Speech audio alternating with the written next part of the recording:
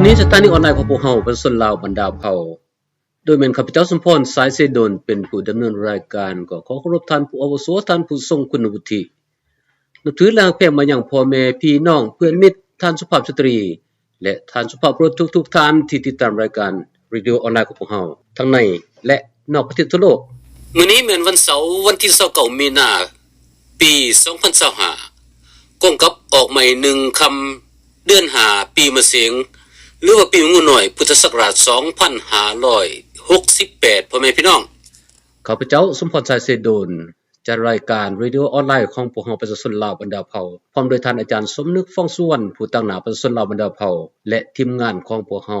ก็ขอสบายดีพ่อแม่พี่น้องอยู่ทั้งบ้านที่ติดตามรายการของพวกเรามาเป็นประจำวันนี้ก็มาพร้อมหน้าพร้อมตาเหมือนเดิมแต่อยากถามท่านอาจารย์สมนึกเกี่ยวกับนโยบายสร้างความสามัคคีปรองดองชาติว่ามันพอจะเป็นไปได้บ่โดนนานแล้วบ่ได้ยินพ่อแม่พี่น้องแล้วจากนั้นก็สิถามทุกท่าน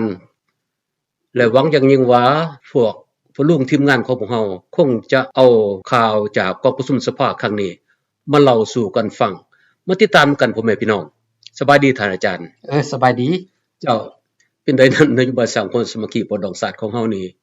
มันเกิดขึ้นอยู่บ่ท่านอาจารย์เห็นว่าภาครัฐคือว่าขุนเขียวแท้ๆเนาะนโยบายสร้างความสามัคคีปรองดองชาติเป็นนโยบายที่อ่อนโยนนิ่มนวลแต่มีความเด็ดขาดในผลงานเจ้านโยบายสร้างความสามัคคีปรองดองชาตินอกจากมีบาทกล่าวไปสู่เป้าหมายอย่างหนักแน่นแล้วยังเป็นที่ยอมรับของภาครัฐนำอีกด้วยเจ้าจะเห็นได้บ่อยว่าพวกเขาประชาชนลาวบรรดาเผ่าได้ประกาศนโยบายแก้ไขปัญหาลาวอย่างสันติวิธีขึ้นในวันที่1เดือน3ปี1984ภาครัฐก็เปิดบั้นทำเฮียนเอกสารตอบต้านการหันเปลี่ยนโดยสันติของอิทธิกำลังปฏิการระยะใหม่ขึ้นอย่างเป็นกระบวนพดพืชทั้งที่พวกเขาบ่แม่นลูกแหล่งตีนมือจักรพรรดิใดๆทั้งสิ้นพวกเขาแม่นชาติลาวคนลาวที่มีน้ำใจรักชาติแพงเสื้อรักบ้านเกิดเมืองนอนของตนบ่น้อยเหมือนกันภาครัฐต้องปฏิบัติตามที่ได้รับปากจากสากลและกลุ่มภาคีร่วม15ประเทศคือให้บริหารประเทศด้วยรัฐธรรมนูญและกฎหมายเปลี่ยนจากการบริหารประเทศด้วยมติพรรคกองประชุมสมัยสามัญเทื่อที่2สุดที่เก่าที่ได้ไขขึ้นแต่วันที่17มีนา2025ถึงวันที่20มีนา2025อยู่สภาแห่งชาติท่านเจริญเยเปาเฮอได้อธิบายเกี่ยวกับการปรับปรุงแก้ไขรัฐธรรมนูญให้สอดคล้องกับแนวทางเปลี่ยนแปลงใหม่ของพรรคอย่างน่าภาคภูมิใจในเมื่อสปป.ลาวเป็นประเทศที่ปกครองกันโดยกฎหมายพวกเขาประชาชนลาวบรรดาเผ่าก็พร้อมแล้วที่จะให้ความร่วมมือกับสากลและกลุ่มภาคีร่วม15ประเทศเข้ามาช่วยภาครัฐบริหารประเทศบังคับใช้กฎหมายอย่างทั่วถึงเพื่อให้ชาติลาวคนลาวมีสิทธิเสรีภาพเท่าเทียมกันเจ้าขอบใจท่านอาจารย์แล้วลุงเพิ่มได้มีอีหยังมาว่าไปโลดลุงเพิ่มลุงก็ได้รับข่าวจากภาครัฐว่าประเทศลาวเขาปกครองกันโดยกฎหมายเจ้าลุงขอถามไปหาทางประมุขของเราและคณะรัฐบาลเจ้าหน้าที่ผู้ที่นำใช้กฎหมายได้ว่าในท้ายเดือน2ปี2025นี้ลุงได้รับข่าวจากผู้ท่องเที่ยวว่ามีคนจีนได้ยิงประชาชนอยู่บ้านหลวงนโศกตายเจ้าปรากฏว่าเจ้าหน้าที่บ้านเมืองบ่ได้เฮ็ดหยังให้คนจีนผู้ที่กระทำผิดเลยเจ้าหรือว่าเจ้าหน้าที่บ้านเมืองให้คนชาติอื่นมาฆ่าประชาชนในชาติตัวเองให้ตายหมดเสียก่อนเจ้าหลายปีผ่านมาลุงเองก็ได้ลงพื้นฐานแต่เหนือตลอดใต้ก็บ่เห็นเจ้าหน้าที่ปฏิบัติกฎหมายแต่ลุงเองก็บ่มีโอกาสจะได้เว้าข่าวแต่มื้อนี้ขอให้ลุงได้เว้าความอึดอั้นตันใจได้เถาะเจ้าเอาเลยครับประชาชนลาวเฮาเป็นเจ้าของประเทศทุกอย่างมาจากประชาชนเพื่อประชาชนนี่แม่นคำว่าที่บันทึกอยู่ในเอกสารทุกเล่มเจ้าจุดสำคัญแม่นคำเว้าของคณะรัฐบาลและสภาแห่งชาติได้ลงมติ รัฐดำรัสรัฐบัญญัติคำสั่ง เจ้า อยู่ในนิติกรรมทั่วไปบ่เท่านั้นอยู่ในนิติกรรมบังคับใช้เฉพาะก็มีคือกัน เจ้า ถึงเวลาแล้วให้ปฏิบัติตามนิติกรรมแดงหรือว่าให้คนจีนเอาทรัพย์สมบัติของชาติและฆ่าประชาชนในชาติหมดแล้วจึงจะมืนตาหรือมืนตาเห็นเบิ่งซอกหาแต่ช่องทางกอบโกยอยู่อย่างเดียวประชาชนเดือดร้อนบ่เป็นหยังเพราะบ่แม่นคนในครอบครัวเรื่องกอบโกยสาราตำรวจก็ได้แต่ลุงขอให้นั้นทุกภาคส่วนที่คิดเห็นคำว่าประชาชนลาวเป็นผู้สร้างตั้งองค์การตัวแทนสิทธิและอำนาจและผลประโยชน์ของตนอำนาจทั้งหมดเป็นของประชาชนโดยประชาชนเนื้อในนี้มันแสดงออกตัวจริงคือแนวใดให้ทุกท่านผู้นำไปสอบอ่านเอาเองอยู่ในรัฐธรรมนูญสปป.ลาวเพียงเท่านั้นพลเมืองลาวยังมีอยู่12สิทธิพื้นฐานที่ถูกต้องตามนิติกรรมอีกด้วยเจ้าฉะนั้นลุงเองขอให้ภาครัฐปฏิบัติให้ประชาชนแด่เจ้าเข้าใจลุงเพิ่มแล้วลุงจันเดมีหยังไงเอามาเลยข้าพเจ้าเห็นว่าภาครัฐต้องปฏิบัติกฎหมายอย่างเข้มงวดจึงจะให้ความยุติธรรมแก่สังคมได้ถ้าบ่ดังนั้นก็จะเกิดช่องว่างมีการผิดเถียงกันยิ่งไปกว่านั้นพนักงานภาครัฐที่ขาดคุณธรรมก็สวยโอกาสช่อลาดบังหลวงเฮ็ดให้สังคมปั่นป่วนประชาชนบ่มีความสงบ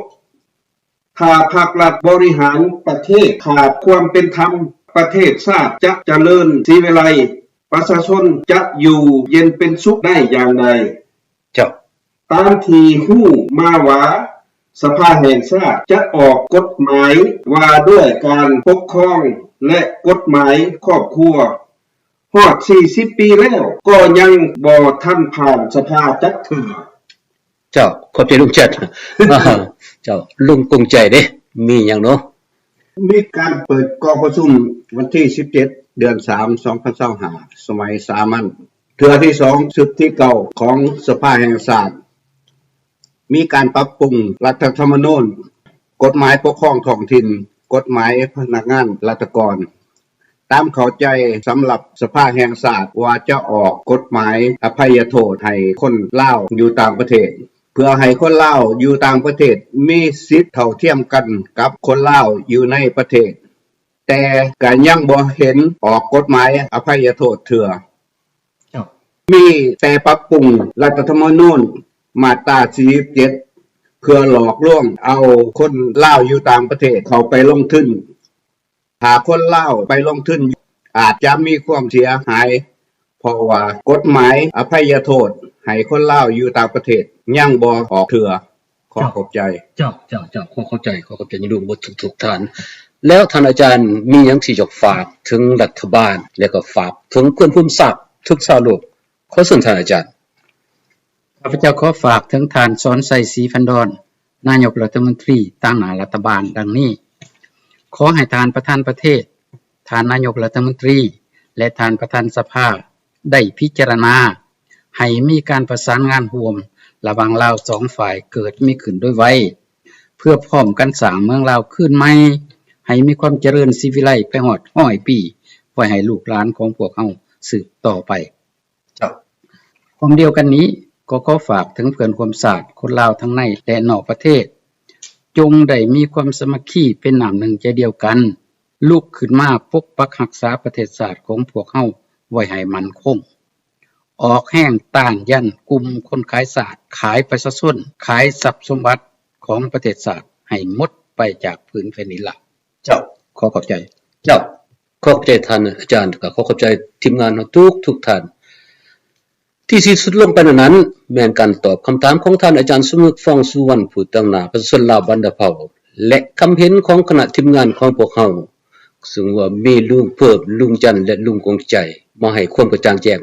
พ่อแม่พี่น้องฟังเอานะว่ามันเป็นไปแบบเดียวกับพวกเฮาวิจัยออกมาบ่เห็นเป็นคือกันบ่ฟังแล้ววิจัยแล้วเห็นเป็นประการใดก็ติสมมาแด่พ่อแม่พี่น้อง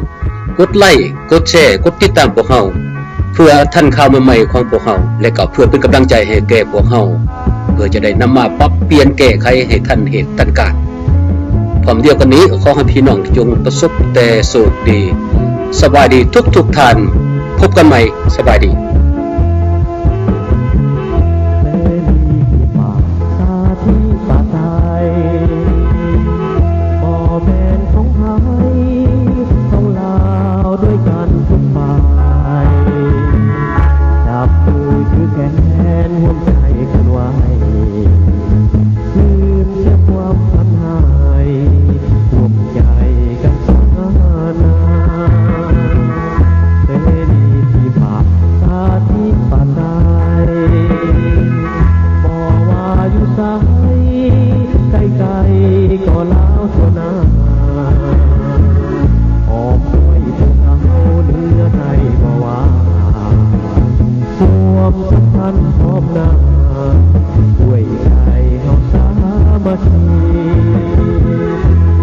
ความหลงผิดที่เฮาเคยสร้าง